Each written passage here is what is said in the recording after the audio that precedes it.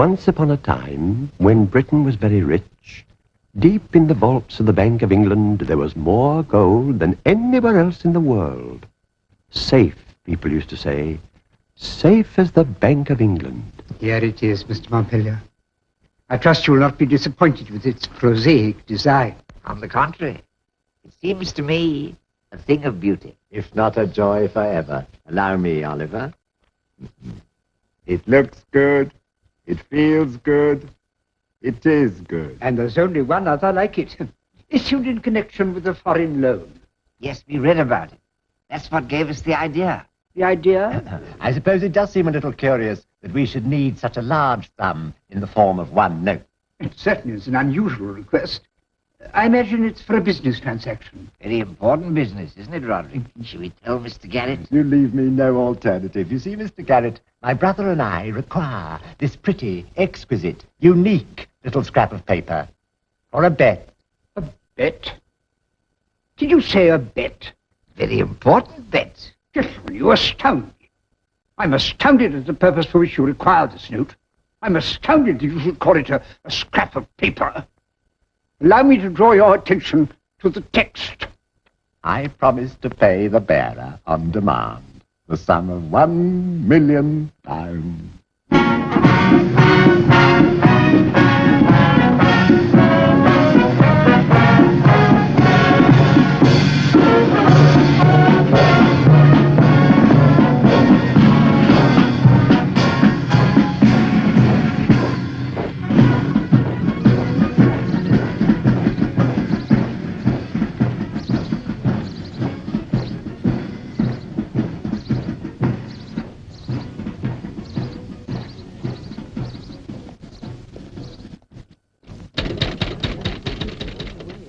This consulate is not provided with funds by the United States government for the assistance of needy Americans in London. Well, that's too bad. I'd have thought this would be just the place. Well, that doesn't mean we're not anxious to help. Might find your berth in a cargo ship and you could work your passage home. Well, would there be any chance that I could find work here? Well, if you'd like to call back in a week or two, we'll make inquiries. A week, that's a long time.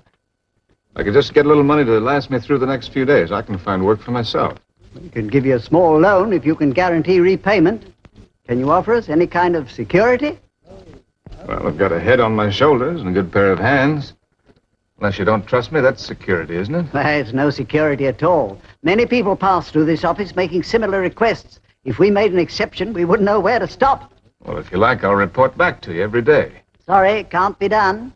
Now, for the price of 1 shilling, you can join the Anglo-American Society. That'll put you in touch with people in a position to help you. Well, I think on the whole, I'd better try to help myself. Well, that's up to you, sir. Come back if you have no luck. I'll do that.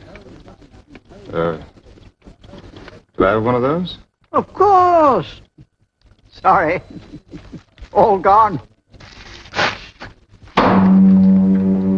Thanks.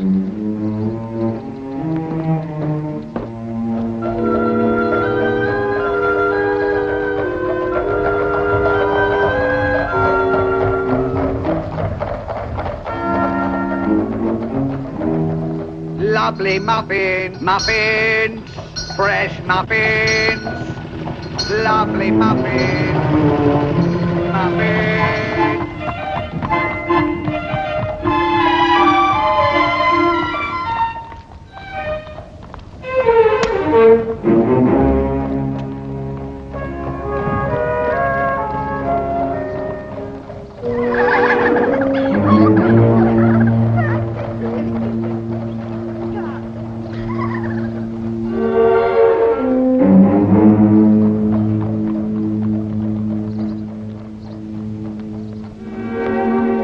Young man, would you step inside a moment, please? Who, me, sir? Yes, you. Through the front door on your left. Thanks.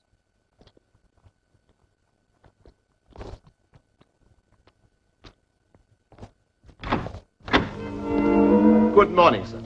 Will you please come in?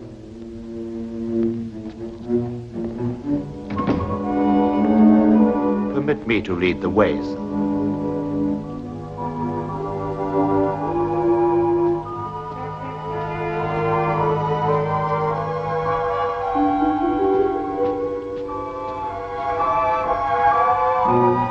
The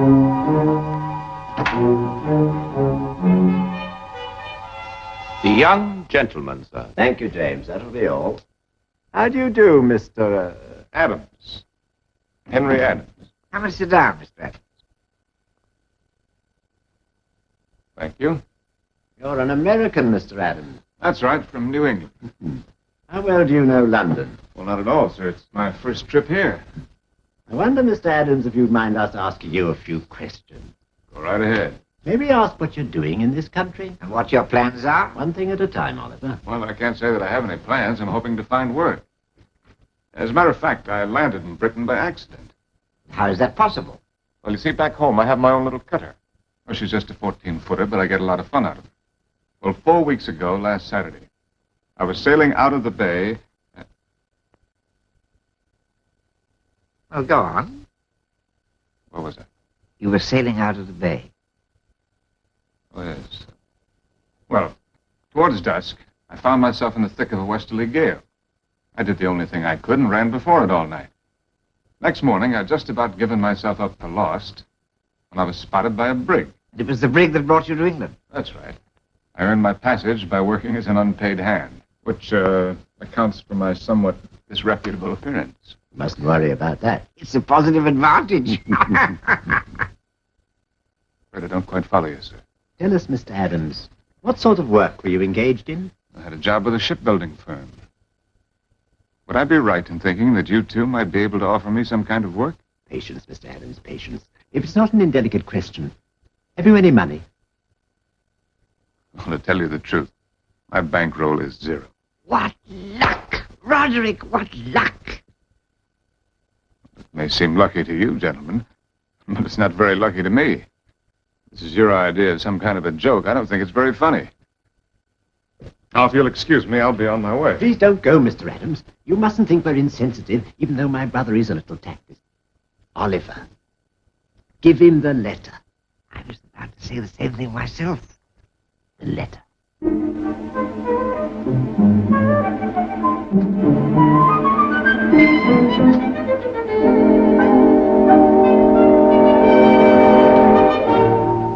The letter. For me? For you. Oh, no, you mustn't open it, not yet. You may open it at 2 o'clock. Not a moment before.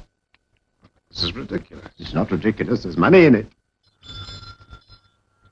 Oh, well, now, listen to me. I don't need your charity. All I want's an honest job of work. If you can't We do it... appreciate your honesty, Mr. Adams. That's why we've given you the letter. Jane, show Mr. Adams out. Good luck, Mr. Adams.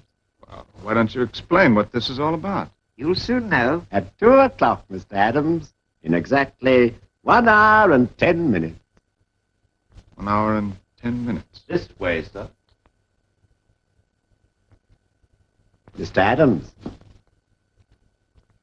Not until 2 o'clock. Promise. Promise. Goodbye.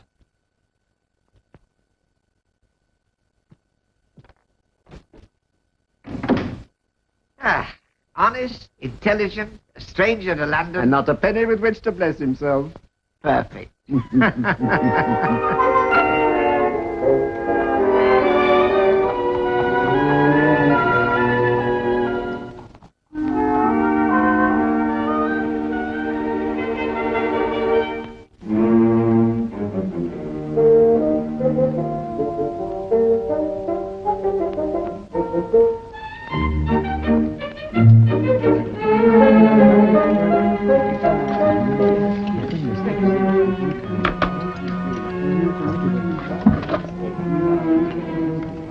That one's reserved. This way, please.